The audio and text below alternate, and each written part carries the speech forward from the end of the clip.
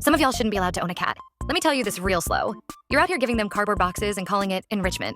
Cats need to play, not just for fun. It helps with stress, energy, hunting instincts, even keeping their weight in check.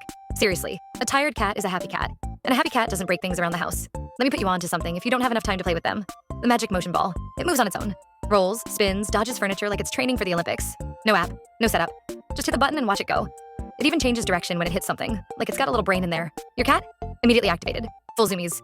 They go from sad mode to happy in seconds. And the best part? It shuts itself off when it's done. So if your cat's been side-eyeing you lately, yeah, this might be why. Fix it. Go to the link in my bio and get them the toy they deserve.